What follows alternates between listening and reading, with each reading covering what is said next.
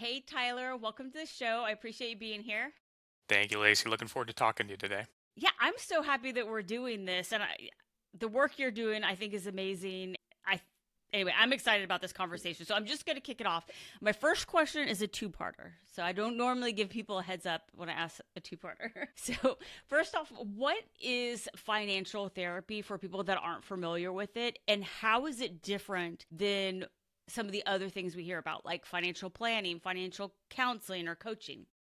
Yeah, so financial therapy is very interesting. It's honestly a very new field. You can really identify its lineage starting back to only about 2009. And it's really more of in the recent history, it's been more of an academic field that's finding its way into practice. And it's very interdisciplinary in nature. So it touches lots of things. Yes, it deals with personal finance, but it also deals with emotion and how we feel related to money. And that's where we get into that second part of the question of, it's okay, so why is this different than, I hear about financial planning or wealth management or financial counseling. Okay, now I've got this new thing, therapy, that you're talking about. What the heck is this? Well, it's different because it takes, sort of pieces of everything and puts it together into one place. It's sort of like having, I relate it to sort of medicine. It's like, okay, what is medicine? And then you've got, like, what is oncology, and what is, osteopathy, what, all these different things. Financial therapy is becoming sort of this new thing where we're going to take pieces from these siloed areas that are somewhat related, and we're trying to put them together into sort of a coordinated place for treating all kinds of things for folks. And again, it's taking it from traditional financial planning, from wealth management, but also psychotherapy. So the type of work that you would get from a psychiatrist, a psychologist, a marriage and or family therapist, and putting it all together in one place. This is a question that, as a financial coach, that I have about financial therapy. So I'm hoping other people have this question too. Is does a lot of it have to do with the past? Digging into kind of what makes you the way you are today, or is it current things? Or because when you say therapy, to me, it's like we're going to be digging in. Am I like way off here?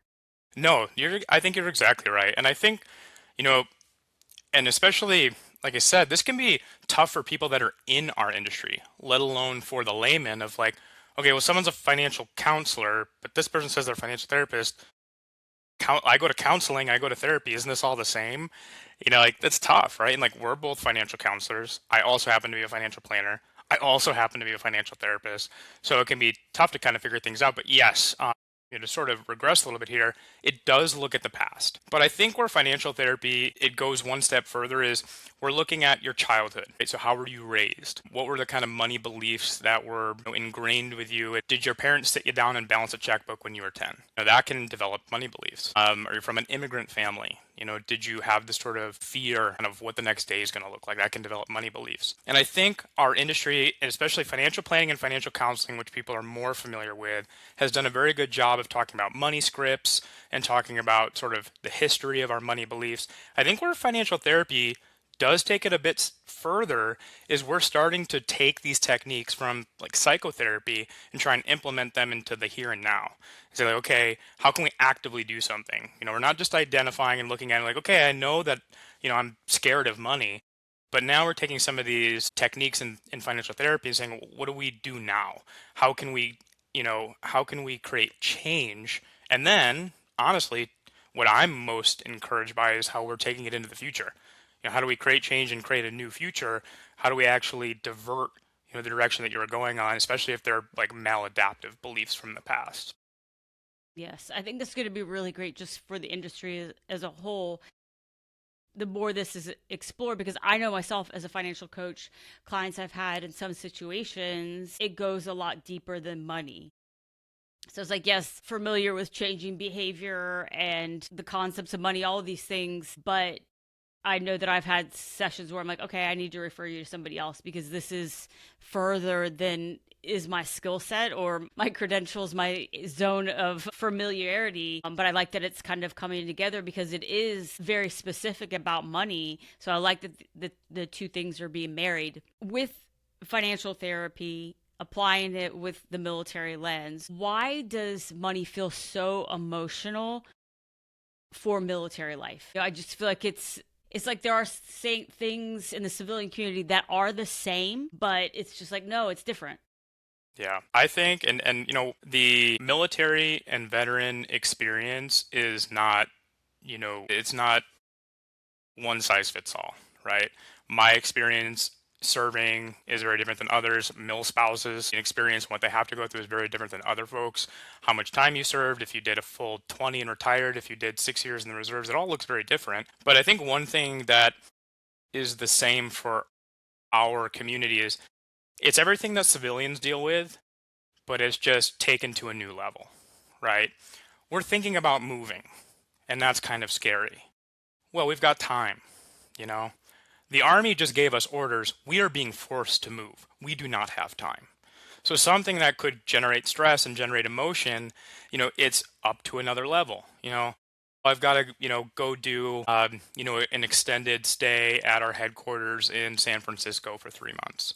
Okay. That's creating emotions, creating stress for someone who's in the accounting field. In the military, I have to do a rapid deployment, and I'm going to be gone, and it's not spreadsheets, right? It can be very dangerous. And so again, it takes things that the normal family would have to be dealing with. And I think it just ratchets it up quite a bit.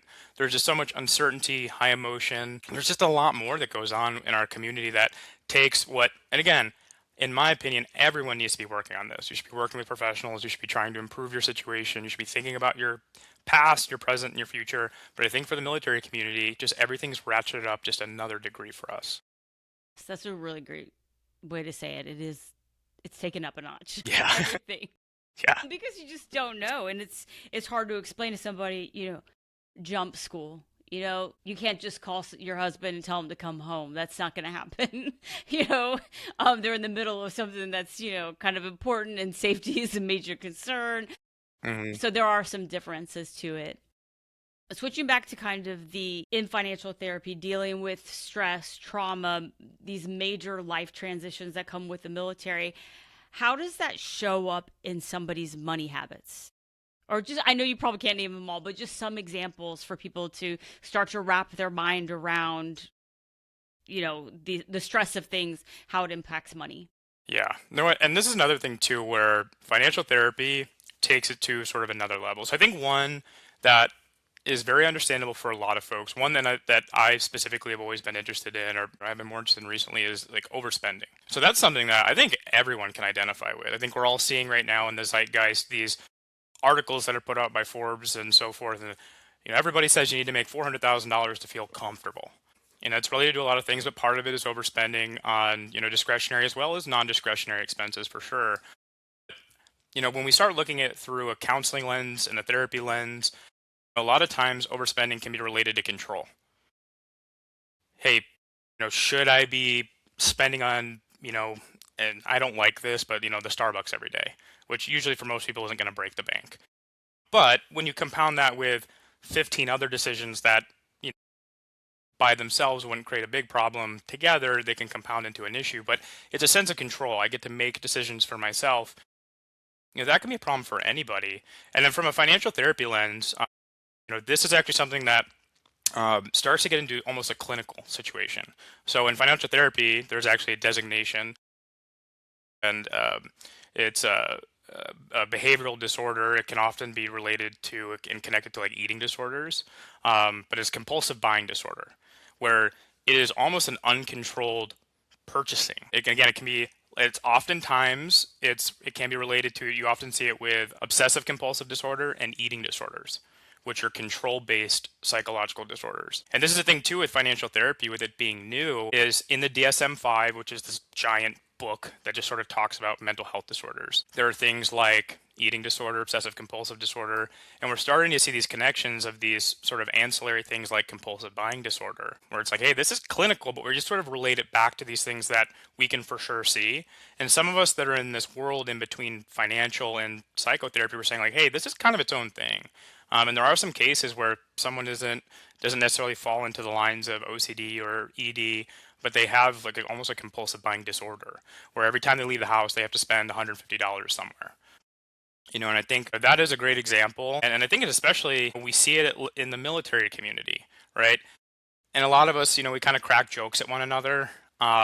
It's the Dodge Charger that like every lower enlisted's driving, right?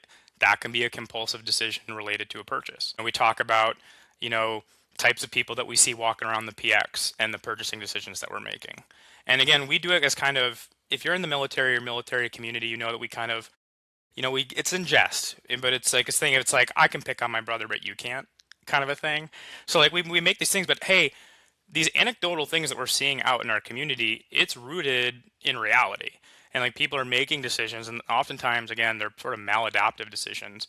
But I think compulsive purchasing from a low level to a high level, we see it in lower enlisted and in the highest levels of the officer ranks. We see it in people that make low incomes, high incomes.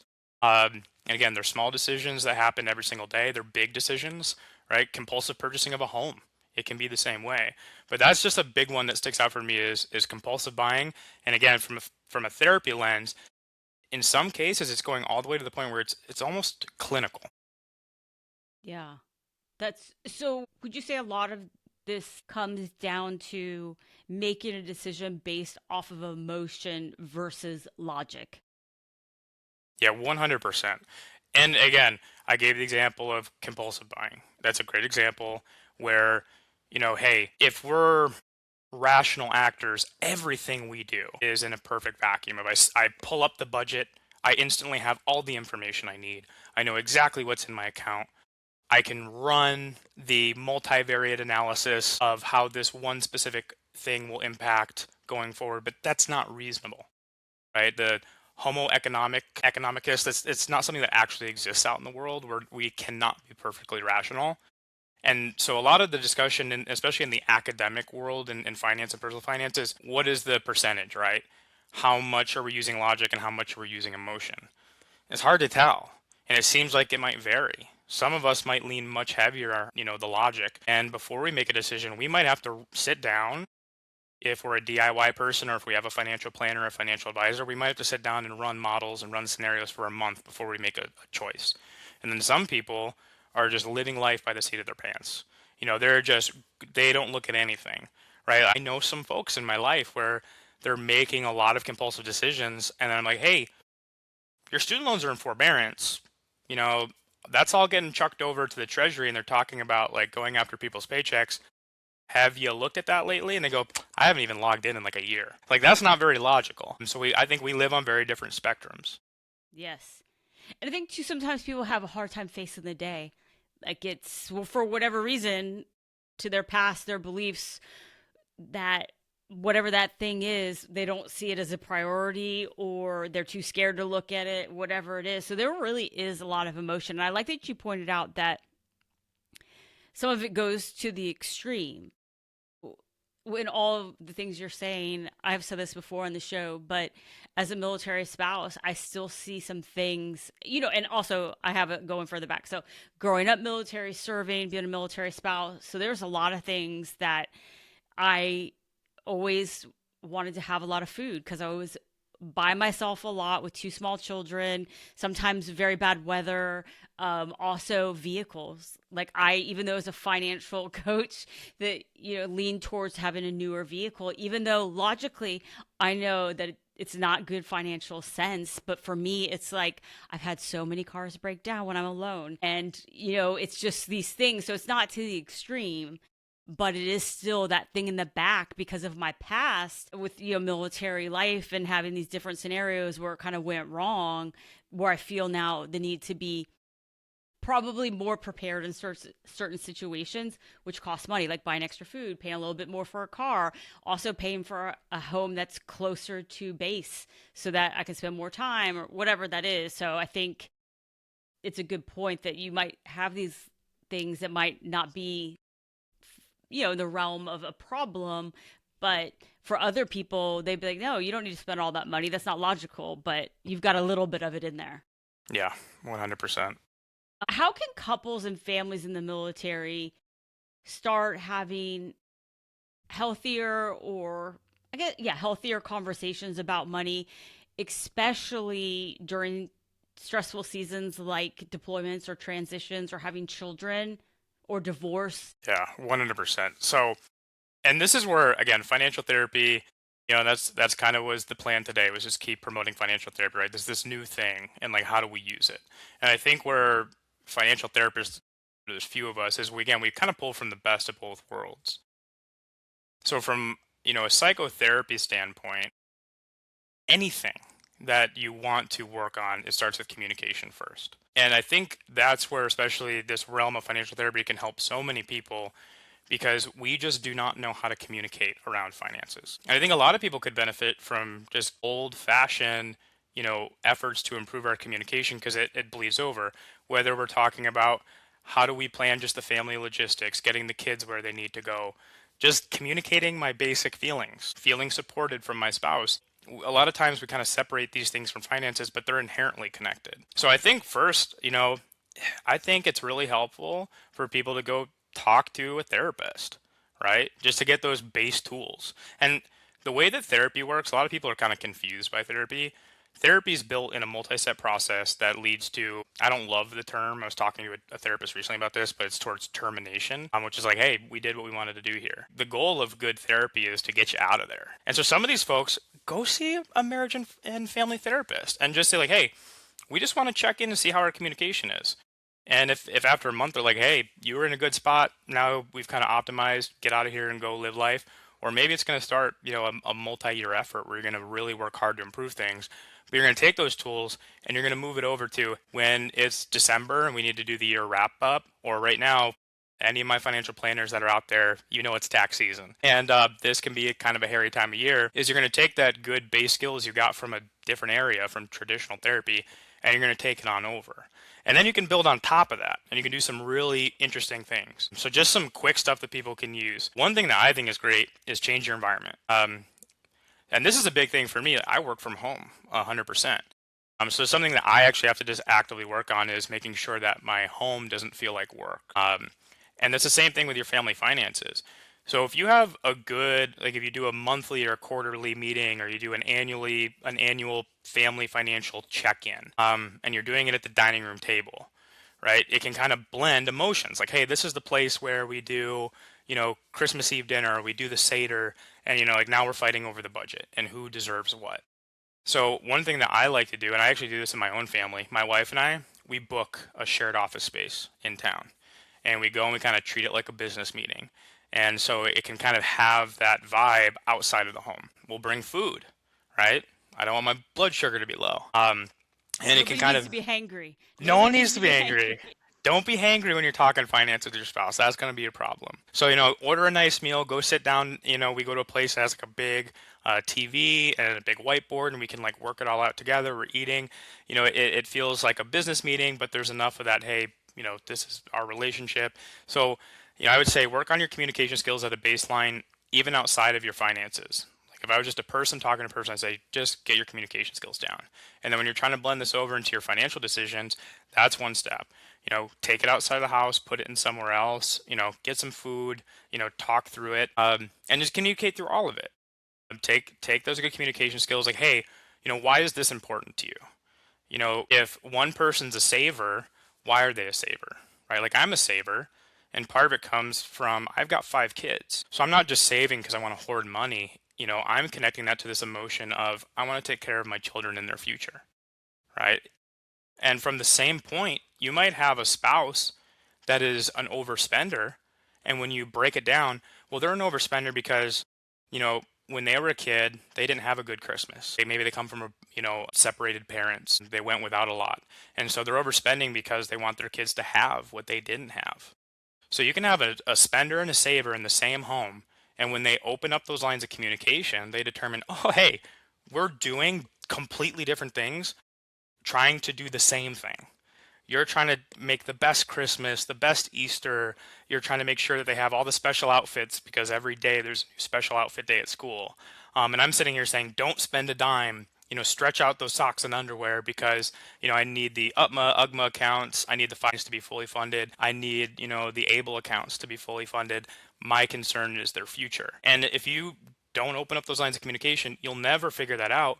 And you can go through years and years of resentment and just breaking down the cohesiveness of a relationship because you just didn't do that basic thing of like, hey, why do you do that? Why do you want to keep doing that?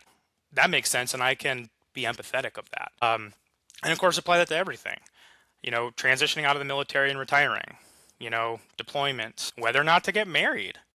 That's a big one. I got married as a teenager. And yeah, I joined, I was in a recruiter's office when I was 17, and I was not abnormal. A lot of, I was lower enlisted. I was married. I had my first son young. Those are big decisions. And again, we started with this talking about the military difference. A lot of that was amplified by military. So really communicate through, why are we doing this? Be empathetic to one another and apply that to everything. And especially, again, those big decisions when everything gets ratcheted up to 110%, that's the time to take a deep breath and use all those good basic tools. Love that. With financial therapy being so new, what do you wish more people knew about it? I mean, honestly, to start, I wish people knew it existed. Yes. Yeah. Well, that's what we're hoping with this show. That's right. That's right. I tell people that right now, I'm a certified financial therapist, and right now it's kind of like my party trick.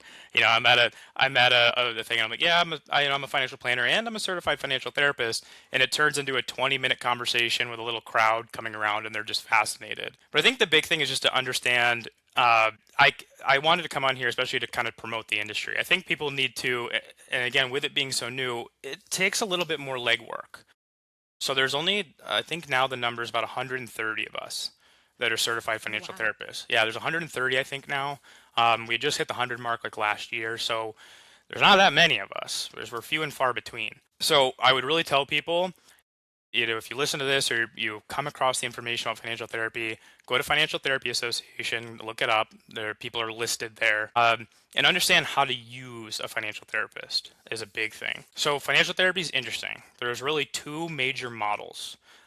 So there is a integrated practitioner model, which is very rare. That's a model where you might have someone who went to med school, did a psychiatry residency, and later in life they, became a certified financial planner as well. They have credentials and licenses to do both things. And so you can sit with them and you could leave there with a prescription for Adderall and advice on rolling over an IRA. And they worked with both their licenses and it was all above board. Again, that is rare. And even the few folks that I know who happen to maintain psychotherapy or psychiatry's licenses and also maintain financial licenses, even if they have the ability, they still do not work all at once. They'll say, hey, I'm going to see you now as a financial planner. If you need psychotherapy treatment, we're going to kind of move you over here. And so that kind of leads into the collaborative model, which is kind of the bulk of what this industry is turning into, which the idea is, if you have a certified financial therapist, most of us come from one discipline. So I come from financial planning. Many folks come from the therapy and psychiatry, psychology side. And so if you're working collaboratively, oftentimes what you'll have is a financial therapist who's doing their primary model. So for me, it'd be financial planning. And within guidelines of ethics and licenses, I will implement some things from, therapy, but I make sure that I do not cross the line into, hey, this is traditional psychotherapy. I do not have a license for this. So in a collaborative model, what I would do is I would go out and I would find a practitioner who can provide those specific services. And what we would do is collaborate. And we'd say, hey, here's the specific things that we're working on. These are the ones where we'll work together in a joint model where you're going to implement cognitive behavioral therapy. And then I'm going to implement from a financial planning side, these different implementations that'll coincide with what you're doing with the cognitive behavioral therapy, and we'll work together. So the advice I would give to folks, and this is as a financial planner as well, go find professionals. And just know that, you know, this is a wide industry. Financial counselors are doing a lot. It wasn't that long ago, I was primarily a financial counselor, and that's what actually got me more interested in financial therapy, was coming from the financial counseling side. And just over time, I've worked into more financial planning and wealth management, got my CFP, and I've gone that route. But there's a wide range of abilities and skills of different practitioners, and finding the folks that work best for you is going to be the best thing to do. And if you think you're a good fit for this type of model, that again, it's very new. So you can, advocate for yourself and say, hey, I saw this Tyler guy on this podcast and he was talking about integrated model. Do you think you could reach across the aisle to a therapist or a financial planner and work together? And honestly, I will be quite honest. If you just kind of talk to a therapist in your town that you don't find through the Financial Therapy Association, just someone who's covered through your insurance, they're probably going to look at you sideways. But hopefully, if they're really good practitioners, they're going to say, that sounds interesting. Let's try it out. If you happen to have a financial planner, let me talk to them. Just the same way that if you have a financial planner, we'll talk to your attorneys, we'll talk to your accountants, we'll talk to any professional you work with. What I'd really like to see is more openness to crossing these big interdisciplinary divides. So in medicine, you can have a dentist that talks to, an orthopedic surgeon who talks to, a cardiologist. And then in our world, we have financial counselors who can talk to financial planners. Inside of our firm, we do financial counseling and financial planning. We have people that sort of graduate. They start off as financial counseling clients. They get into a place where, hey, now it makes sense for you to go into financial planning. We have people that hire outside CPAs. We have people that hire outside, estate attorneys. Now what we need to do is start bridging the gap between those different worlds and saying, like, hey, I can talk to your therapist, and now I can learn some things that'll actually help me with my financial planning. Now I can learn when a co-client is not showing up to meetings. Well, it turns out they've been in therapy for 3 years and they're dealing through a traumatic event and it's related to money. Well, now I know why they don't show up to meetings, and that can inform me to do better planning. So again, it's kind of tough to put this on folks' plates, but advocate for yourself. Talk if you see a planner, if you see a counselor, a financial counselor, if you see a therapist for just normal talk therapy, bring this up and say, hey, is this something that we could work out in my treatment plan? Is this something that we can work out in my financial plan, and advocate to start bridging these gaps? I love that. And that kind of leads to my next question is that for somebody that's listening, realizing that they might be making decisions, financial decisions specifically, that are based off of emotion instead of logic, what's one step that they could take today in order to start getting away from that? Yeah, my first thing, and again, this is where it kind of comes from more of a traditional psychotherapy background, is understanding why you're doing things and recognize just throughout the day, just sort of the automatic nature of a lot of the things you do, right? You've been scrolling on your phone for an hour and a half and you look up and go, whoa, how did I get here? Right? Are you directing that at me, Tyler? Because I might be guilty. Honestly, this was me. For a while I was one of those people, kind of going through the 2020 and the lockdowns and getting sent home. I was one of those people that got more into social media at that time. And I found myself killing a lot of time. Um, that way, you start to look up and you're like, I could be doing more productive things and things that are more fulfilling.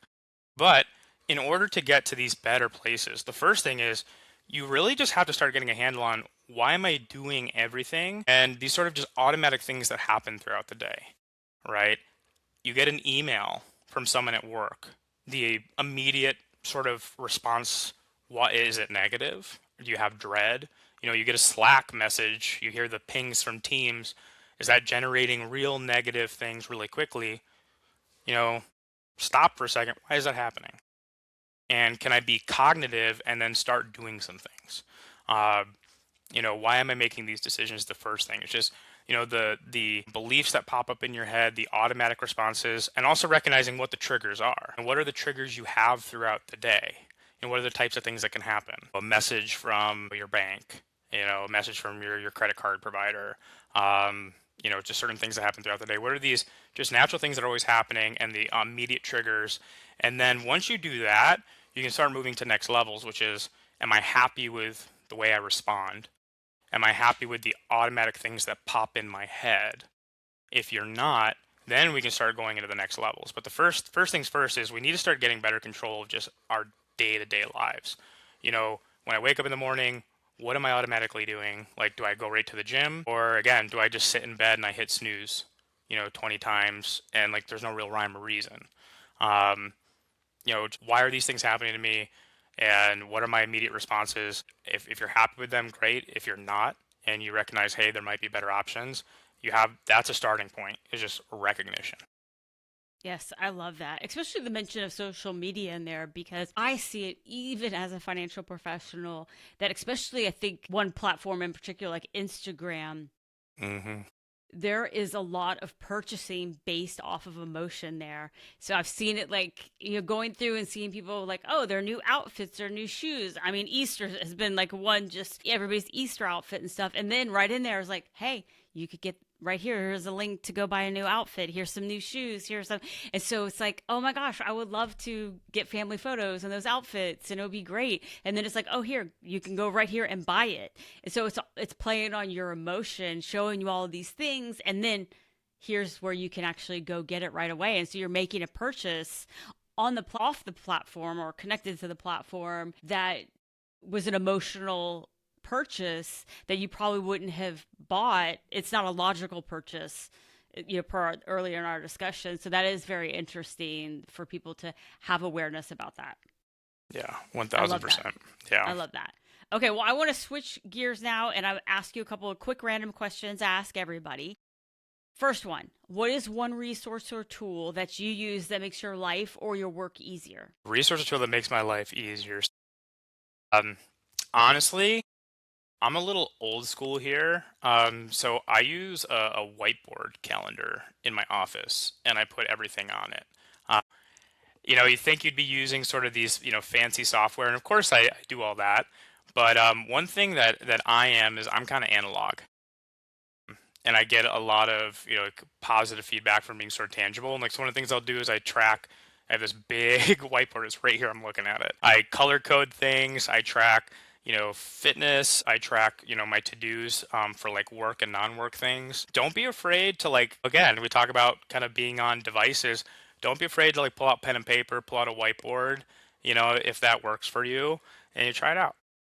Yes, I love that. I'm that way too. Some things I am online, but like this, I do Mill MoneyCon, my conference, and a lot of times I do all the sessions layout by hand. I write them on little strips of paper, and that way I can move them around and visualize where things are going to be at. Instead of having to erase or delete and redo things, I can move it around very quickly. Then I transcribe it. So a lot of times people are like, can you go ahead and send me that? I'm like, I'm going to have to get that in a spreadsheet first because it's spread across the table right now. So I love that one. Huh? Okay, next question. What's your favorite book right now or your favorite book of all time? So I'll go right now, and this is actually interesting because if any given time, if you would ever ask me that, I'd be reading some sort of financial planning book. Like one that I just read was Tax Planning to and Through Early Retirement was a recent one. I read a lot of those kind of wonky books. But right now, I actually just got into Everything's Tuberculosis by John Green. Um, Never heard of it. my wife, recently read it, and I had kind of known about it. John Green he's this guy. He wrote A Fault in Our Stars, but he writes a bunch of other things. But it's this interesting thing where it just talks about the history of tuberculosis and it's like sort of how it has existed like alongside humanity throughout time. And it's a lot of little just bite-sized things where you learn a lot of interesting stuff. And it's just scratching an itch for me. That's great. Well, I will definitely be sure to put links to all of those in the show notes for everybody so they can check it out. That's a really great, interesting read. So that's something different than a finance book for sure. Okay, now it is time for my favorite part of the podcast, which is game time. And today, in honor of your visit, we are going to be playing random trivia. Are you ready for this? As ready as I can be. Okay, well, I'm going to give you 5 multiple choice trivia questions, and if you get 3 out of the 5 correct, you get bragging rights that you won game time on the MILMO Show. Which, Tyler, I don't know if you've heard on the street, but it's a big deal around here. Like, yeah. Okay, number 1. What is the heaviest element that occurs naturally on Earth in valuable quantities? Is it A, uranium, B, oxygen, or C, helium? It's got to be uranium. That's correct. I had to come up with those random. I probably did give that one to you. Okay, you got that one right. Okay, next question. How many? Sorry, I'm just totally botching that. Let me start that one again. About how much blood does an average adult have in their body? Is it A, 2 pints, C, 1 gallon, or D, 1.5 gallon? Well, I know like I'm going to go, it's got to be bigger. I'm going to go, was it did you say 1.5 gallon? I'm going to go 1.5 One gallon. and one half. Yes, that is correct. Yeah. Okay. It's got to be a lot. Yes. I was gonna say because when they take your blood, like, and you give blood and plasma, there's a decent amount that comes out there, and you're fine. You walk away with orange juice. So, They're like, here's a cookie for yeah, all that blood you just gave. Yes, so you get 2 for 2 so far. Okay, number 3. Which continent is home to the most independent countries? Is it A, Asia, B, South America, or C, Africa? I'm gonna go with Africa. That is correct. You are 3 for 3. All right, number 4. Which flowering garden shrub is most closely related to the plants that produce tea leaves? Is it A, camellias, B, azaleas, or C, lilac? Well, camellia sounds like chamomile, so I'm gonna go with chamomile Yes, or that is camellias. correct. All right. Yes, you're really good at this. Okay, last one. You have bragging rights, but you have to finish strong, I Tyler. need That's more the rule. bragging Yes, rights. yes. What popular ballroom dance shocked many when first introduced in the late 18th century? Was it A, the rumba, or is it rumba, B, the waltz, or C, the samba? I mean, the waltz seems pretty vanilla, so I'm gonna go samba. You're wrong. It's the waltz. See, You that's fell why for my trap. You fell I for my know. trap. Yeah, seems really vanilla. Yes, you walked right into that one, Tyler. I Well, did. you do have bragging rights. I appreciate you playing the game and being on the show. Can you tell everybody listening where they can learn more about you and the work you're doing? Yeah, so I think the best place to find me is if you just go to clsheldon.com. Again, that's the firm that I work for. What's great about us, again, is we're very interesting where we provide, counseling as well as financial planning and wealth management. Unlike firms that, do kind of one thing, we kind of do it all. We also do taxes as well. So, if you're lower enlisted, if you're about to retire out of the Pentagon, if you've been out of the military for 10, 15 years, military, widow, mil spouse, we cover everything in all different places in life and lifestyles. So again, salesheldon.com, you can find information about me and my firm. Wonderful. I will put links to all of that in the show notes. And Kurt is a past guest on the show and has been an in-person guest, which I've done very few of those. So we'll also put a link in the show notes to my in-person interview and video with Kurt on there too. So thank you again so much, Tyler. I really appreciate it. Yeah, thank you so much.